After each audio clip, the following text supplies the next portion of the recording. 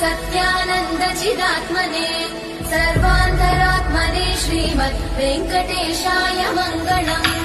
स्वतः सर्वविदे सर्वशक्तये सर्वशेषिणे सुलभाय सुशीलाय वेङ्कटेशाय मङ्गलम्।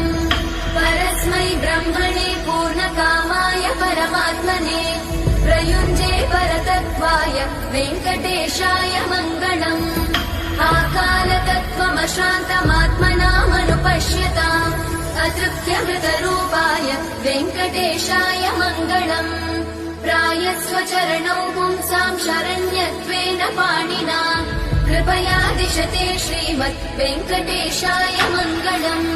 दयामृततरङ्गिण्यास्तरङ्गैरिव शीतलैः अपाङ्गैः सिञ्चते विश्वम्